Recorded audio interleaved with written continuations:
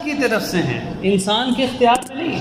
میں ابھی صحت مند ہوں، کل میرے ساتھ کیا ہوگا نہیں۔ اس لیے بیماری میں اس کے بعد یہ چیزیں آئے گی کہ بیمار کو کیا چیزیں اختیار کرنی چاہیے۔ ایک تو یہ ہے کہ جو بیمار آدمی ہو جائے اس کے ساتھ کیسا رویہ رکھنا چاہیے۔ تو 6 چیزیں ایسی ہیں کہ جب آدمی بیمار ہو جائے اس کے ساتھ رویہ رکھنا چاہیے۔ پہلی چیز ہم نے بات کی حسن سلوک کی۔ دوسری چیز یہ ہے کہ اگر کوئی بیمار ہو جاتا ہے تو اس کا علاج کروانا چاہیے۔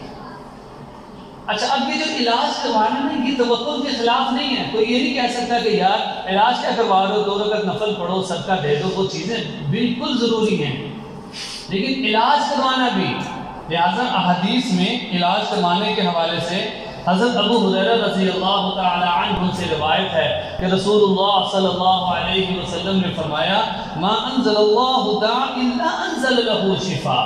اللہ تعالی نے، ابو ہریرہ سے روایت ہے، رسول اللہ صلی اللہ علیہ وسلم نے فرمایا اللہ تعالی نے کوئی بیماری ایسی نازل نہیں کی جس کا علاج نہ ہو سوائے بڑھاپے کے۔ پھر اسی طرح ایک اور صحابی سے روایت ہے کہ رسول اللہ صلی اللہ علیہ وسلم کی خدمت میں ایک اعرابی آیا، اس نے رسول اللہ صلی اللہ علیہ وسلم سے سوال کیا یا رسول اللہ انا تداوا، یا رسول اللہ کیا ہم دوائی استعمال کر سکتے ہیں؟ رسول اللہ صلی اللہ علیہ وسلم نے اس کے اس سوال پر ارشاد فرمایا تداو، کہ تم دوائی استعمال کیا کرو، اس لیے کہ اللہ تعالی نے ہر بیماری کے لیے دوائی رکھی ہے۔ تو لہٰذا اس سے یہ پتہ چلا کہ یہ علاج اور معالجہ کے توکل کے خلاف نہیں ہے۔ سب سے پہلے میں صدقہ دے دوں، نفل پڑھ لوں، اللہ کی طرف رجوع کر لوں، اس کے بعد علاج کروانا چاہیے۔ کیونکہ بیمار ہو گیا تو وہ اپنا علاج کروائے۔ اگلی چیز یہ ہے کہ دعا کا اہتمام کرنا، کہ مریض کے لیے، چونکہ آج کل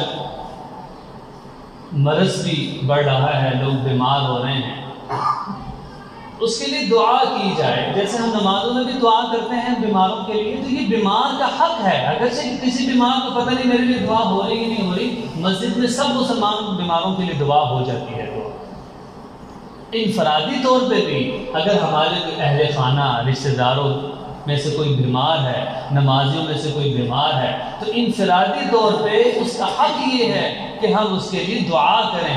کوئی بوڑھا بیمار ہے، مسجد نہیں آ پا رہا، لیکن ہمارے اوپر حق ہے کہ ہم اس کے لیے دعا کریں۔ دعا کے ساتھ کئی ایسی چیزیں بھی ہیں جو دم کے لاتی ہیں، رسول اللہ صلی اللہ علیہ وسلم نے سکھلائی ہیں۔ بہت سارے ایسے الفاظ ہیں، اسأل اللہ رب العرش العظیم ان یشفی، کہ میں اللہ تعالیٰ سے سوال کرتا ہوں کہ اللہ تعالیٰ آپ کو شفا دے، لا بأس طہور انشاءاللہ۔ یعنی یہ ساری ایسی چیزیں ہیں کہ جو بیمار کی شفا کی دعا ہے کہ اللہ تعالیٰ اس کو شفا دے دے، کیونکہ یہ اللہ ہی کی طرف سے ہے اور اللہ ہی اس کو ٹال سکتے ہیں۔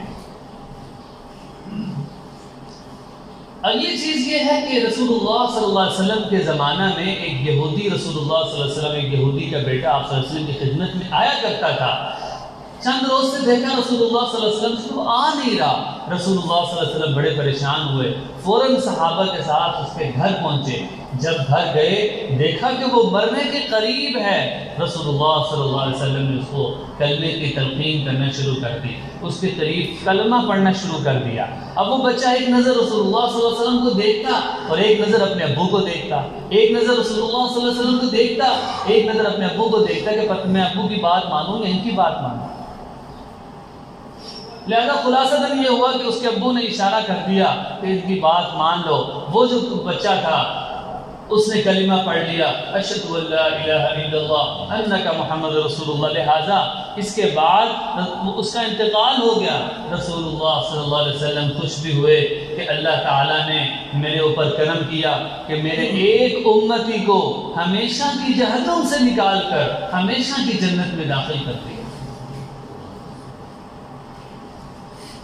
تو یہ کس وجہ سے ہوا کہ اس کے پاس گئے، اس کو کلمے کی تلقین کی، اس کو نصیحت کی، اس کو کہا کہ اللہ کی نشانیوں میں غور کرو۔ بخاری کی بہت لمبی کی روایت ہے لیکن مختصراً عرض کی ہے کہ کائنات میں غور کرو کہ یہ اللہ نے پیدا کیا ہے، جب کلمہ پڑھ لیا تو ہمیشہ کی جہنم سے بچ گیا۔ یہ فکر تھی رسول اللہ صلی اللہ علیہ وسلم کی۔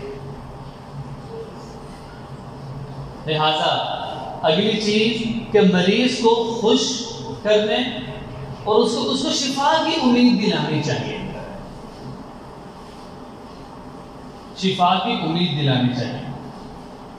لہذا رسول اللہ صلی اللہ علیہ وسلم کی ایک روایت ہے، اذا مرض العبد كتب له ما كان يعمل في الصحة، کہ جب کوئی آدمی بیمار ہوتا ہے یا کوئی آدمی مسافر ہوتا ہے، یہ دو آدمی کے بارے میں حدیث میں آیا، جو آدمی بیمار ہو گیا یا جو آدمی مسافر ہے، جب وہ حالت بیماری میں ہوتا ہے یا حالت سفر میں ہوتا ہے تو وہ بیماری میں جو عمل کرتا ہے اللہ تعالیٰ بیماری میں اس کو وہ اجر دیتے ہیں جو وہ عمل صحت کی حالت میں کرتا تھا۔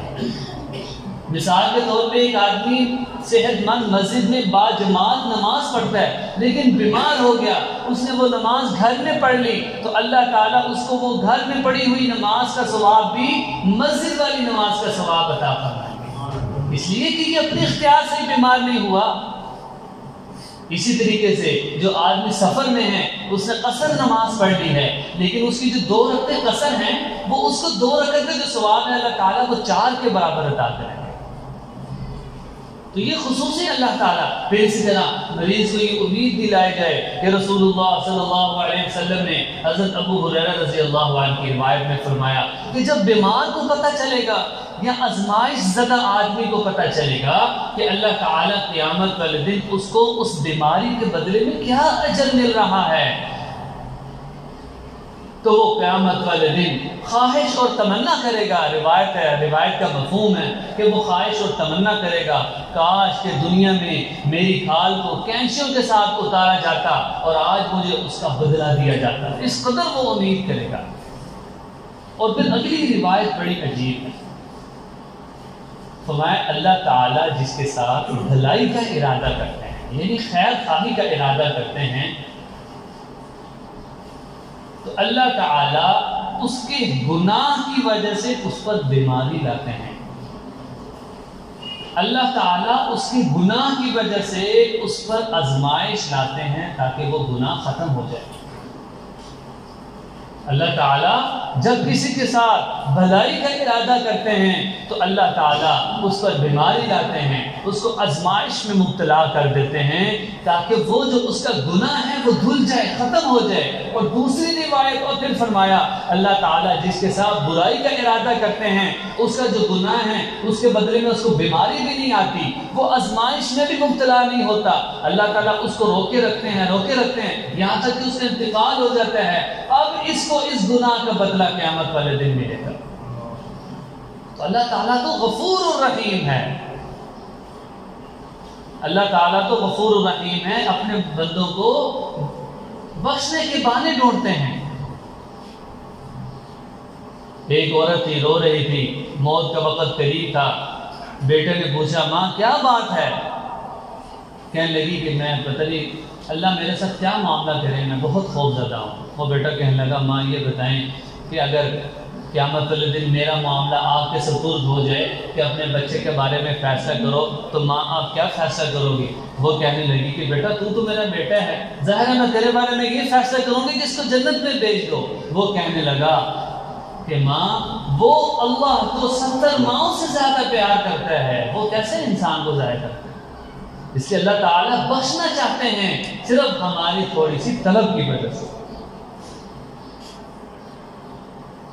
اب جو بیمار ہیں اس کے ذمہ کیا حقوق ہیں؟ 2 قسم کے حق ہیں۔ فرائض کہا جا سکتا ہے کہ جو آدمی بیمار ہو گیا اس کو کیا کرنا چاہیے، وہ 10 پوائنٹ ہیں، مختصراً عرض کروں گا۔ سب سے پہلی چیز کہ تقدیر پر ایمان لائے۔ لیکن بیماری بہت ہلکی ہو جاتی ہے جب آدمی تقدیر پر ایمان لائے۔ تقدیر کیا ہے کہ یہ میرے پاس جو صحت ہے یہ بھی اللہ کی طرف سے، میں اگر بیمار ہو جاؤں گا یہ بھی اللہ کی طرف، کیونکہ ہم نے ایمانیات جو پڑھی والقدر خیرہ وشرہ اس میں آیا تھا کہ اے اللہ میں ایمان لاتا ہوں آپ پر، رسولوں پر، فرشتوں پر، کتابوں پر، والقدر خیرہ وشرہ، اچھی اور بری تقدیر پر۔ تو عزیزان محترم یہ اچھی اور بری تقدیر یہی ہے کہ میں صحت مند ہوں اللہ کی طرف سے ہوں، میرے اوپر بیماری آ گئی، اللہ نے میرے گناہ دھونے ہیں۔ فرمایا رسول اللہ صلی اللہ علیہ وسلم نے کہ بیماری کو اللہ سے نہ مانگو، اگر یہ آ جائے تو یہ رحمت ہے، یہ گناہوں کا کفارہ ہے، اس سے گناہ دھل جاتے ہیں۔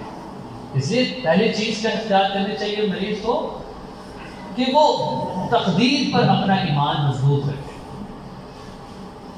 دوسری چیز کہ وہ صبر اور شکر والی کیفیت اختیار کرے۔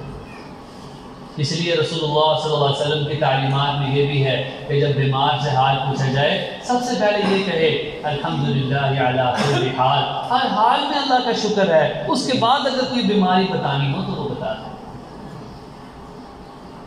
اور صبر اور شکر پر جو آدمی بیماری میں بھی صبر کرے گا، اس پر پورا جمعہ ہو چکا کہ اللہ تعالیٰ اس کو اس صبر پر کیا اجر عطا فرمائیں گے وہ سوچ بھی نہیں سکتے۔ اسی طرح مایوس نہیں ہونا۔ رسول اللہ صلی اللہ علیہ وسلم نے بھی صحابہ کو فرمایا تھا کہ جب بیماری آ جائے اس پر اللہ کے لیے صبر اختیار کرنا اور مایوسی کو اپنے قریب نہیں آنے دینا اور جزا فضا بھی نہیں کرنا۔ جزا فضا کا مطلب کیا ہے کہ اللہ پر شکوے نہیں کرنے کہ پتہ نہیں میرے ساتھ کیا ہو گیا، اچھا بھلا میں ہوتا تھا۔ اس قسم کے الفاظ سے بھی رسول اللہ صلی اللہ علیہ وسلم نے منع فرمایا ہے۔ فرائض کے انجام جو فرائض ہیں ہم ان کو نہ چھوڑیں۔ ایک آدمی بیمار ہے، وہ یہ بہانہ نہ لگائے کہ میں تو مسجد نہیں آ سکتا، نماز ہی نہ پڑھوں، گھر میں بیٹھ کر نماز پڑھ لے۔ تو میں جو بیٹھ کر نماز نہیں پڑھ سکتا وہ لیٹ کر پڑھ لے، اور جو لیٹ کر بھی نہیں پڑھ سکتا وہ اشاروں سے نماز پڑھ لے، لیکن فرض نماز ختم نہیں ہے۔ حضرت عمر رضی اللہ تعالی عنہ کو جب اس نے یہودی نے جب خنجر مارا تو ہر طرف سے خون نکل رہا تھا، ان کو واضح دودھ پیتے تھے، وہ آنکھیں سے نکل جاتا تھا، اس کے باوجود بھی حکم دیا غلاموں کو کہ مجھے مسح کروا دو۔ میں اس حالت میں بھی نماز کو نہیں چھوڑوں گا، کیونکہ انہوں نے رسول اللہ صلی اللہ علیہ وسلم کو دیکھا تھا ہر حال میں نماز کا اہتمام کر رہے ہیں۔ لیکن اگر میں آج اس طور پر کہ میں تو بیمار ہوں، چلو کوئی نہیں میں نماز چھوڑ دوں گا، نہیں، لیٹ کر پڑھ سکتا ہوں وہ پڑھوں، اشاروں کے ساتھ پڑھ سکتا ہوں پڑھوں، لیکن فرض نماز ثابت نہیں ہو سکتی۔ اسی طریقے سے اللہ کی طرف رجوع کرنا ہے۔ بیماری یہ وہ موقع ہے کہ جس میں آدمی اللہ کی طرف رجوع کر سکتے ہیں۔ یا ایھا الناس انتم الفقراء الی اللہ، آدمی تو ہے ہی فقیر بے بس، لیکن اللہ هو الغنی، اللہ تعالیٰ تو غنی ہے، بے نیاز ہیں، وہ سب کو دینے والے ہیں۔ اس لیے اس حالت میں اللہ کی طرف رجوع کرنا چاہیے، ذکر کا اہتمام کرنا چاہیے۔ آدمی ذکر اور عبادت کے ساتھ اللہ کا قرب حاصل کر سکتا ہے، صحت میں ہو پھر بھی، بیماری میں ہو پھر بھی اللہ کا قرب حاصل کر سکتا ہے۔ اور وصیت لکھنے کے حوالے سے رسول اللہ صلی اللہ علیہ وسلم نے فرمایا کہ کسی آدمی کے لیے مناسب نہیں ہے کہ وہ 3 دن بیمار رہے اور اس بیماری کے باوجود وہ اپنی وصیت نہ لکھے۔ وصیت کا مطلب کیا ہے؟ وصیت کہتے ہیں کہ اپنی زندگی میں کوئی جو اہم چیزیں ہیں، یہ ویسے بھی ہم اس کی عادت بنا لیں کہ کوئی لکھ لیا کرے جو اہم چیز ہے، یہ کسی کو دینے کے پیسے ہیں، یہ لینے کے پیسے ہیں، تاکہ ایسا نہ ہو کہ میں چلے جاؤں اور میرے ذمہ کسی کے حقوق بچ جائیں، یا ایسا نہ ہو کہ میرے اوپر کسی کے حقوق ہوں میں نے اس کو دینے نہیں۔ اس لیے کہ جو بیمار ہے اس کے ساتھ کیا رویہ رکھنا چاہیے اور بیمار کو کیا کرنا چاہیے، یہ ساری چیزیں ہیں۔ ایک اور حدیث میں مایوسی کے حوالے سے رسول اللہ صلی اللہ علیہ وسلم نے فرمایا کہ حضرت یوسف علیہ السلام کے جو ابا تھے حضرت یعقوب علیہ السلام، جب ان کے بھائیوں نے ان کو کنویں میں ڈالا یوسف علیہ السلام کو، تو حضرت یعقوب علیہ السلام مایوس نہیں ہوئے، بلکہ سورۃ یوسف میں کیا فرمایا، یا بنی اذھبوا فتحسسوا من یوسف واخیہ، کہ اے میرے بیٹو جاؤ یوسف کو تلاش کرو، فتحسسوا من، نا امید نہیں ہوئی۔ اسی طرح یونس علیہ السلام مچھلی کے پیٹ میں رہے، اس کے باوجود کیا ورد کرتے رہے، لا الہ الا انت سبحانک انی کنت من الظالمین۔ اسی طرح حضرت ایوب علیہ السلام کے بارے میں آتا ہے 18 سال بیمار رہے۔ دیکھیے کہ اس کے لیے کہ جو کہ یار بیماری کو نبیوں کو اللہ نے بیمار 18 سال حضرت ایوب علیہ السلام بیمار رہے، تو کیا ورد کرتے رہے، انی مسنی الضر، انی مسنی الضر، اے پروردگار تو ہی مجھ سے کی بیماری دور کر سکتا ہے، وانت ارحم الراحمین۔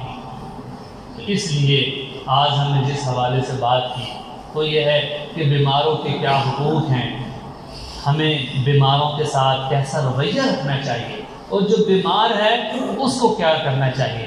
دعا ہے کہ اللہ رب العزت ہمیں ان ساری باتوں پر کہنے سننے سے زیادہ عمل کرنے کی توفیق نصیب فرمائے۔ وآخر دعوانا ان الحمد للہ۔